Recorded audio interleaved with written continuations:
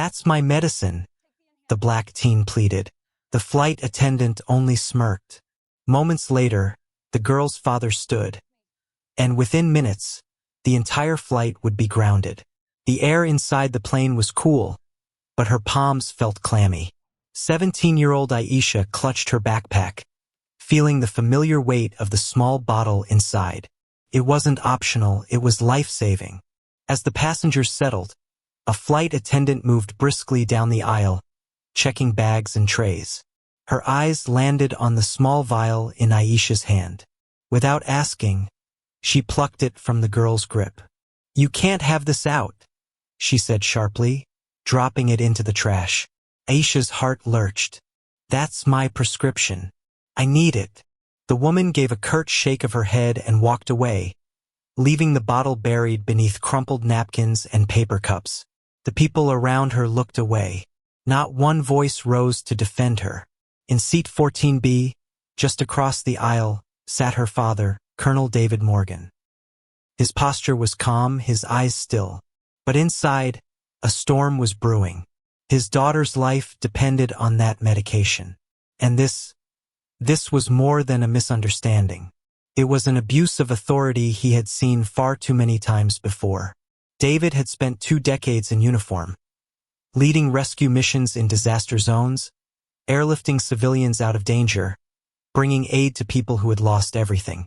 He'd faced nights lit by fire, days that smelled of ash, and moments when one decision meant the difference between life and death. His service had cost him missed birthdays, months without hearing his daughter's voice, nights when he wasn't sure if he'd ever come home.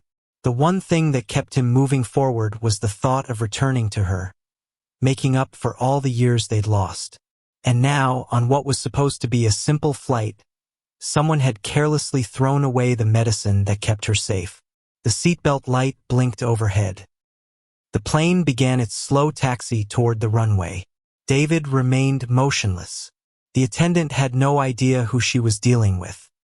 He glanced at his daughter, her chest rising faster than normal, anxiety creeping into her breathing.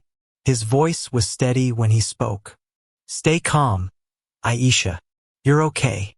The words were for her, but they were also his own quiet warning to the situation. Minutes passed. The captain's voice announced takeoff in less than 2 minutes. Aisha's breathing grew shallower. David's jaw tightened. He pressed the call button, his finger lingering on it until the same attendant approached. "I need my daughter's medicine back," he said, each word deliberate. Her dismissive smile didn't last long. "Sir, we have policies." "You had no policy to put my child's life at risk," David replied, his voice still low, still controlled. "And now you will correct it."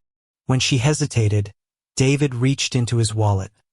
Not for money, but for a small, worn identification badge. The gold lettering caught the light. United States Air Force, Special Operations Command.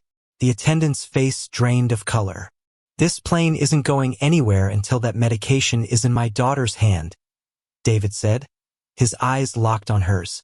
"And if it isn't found in the next 60 seconds, I will speak directly to the captain. We will not leave this runway."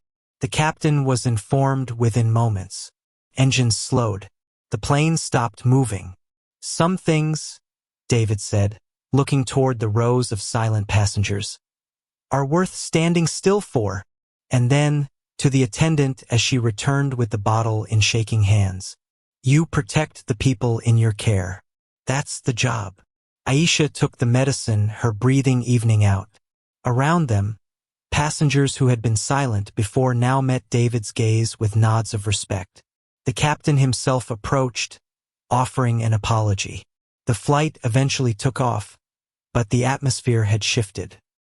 Everyone on board had witnessed what quiet, unshakable authority looked like. Some battles aren't fought on the front lines. Some happen in the quiet aisles of an airplane, in the moments when doing nothing could cost everything. That day, a father's calm refusal to let injustice pass reminded an entire cabin, and maybe an entire airline, that true authority is not about control. It's about protection. If stories like this move you, share your thoughts below. Tell us where you're watching from, and subscribe for more tales that honor those who stand quietly, but firmly, for what's right.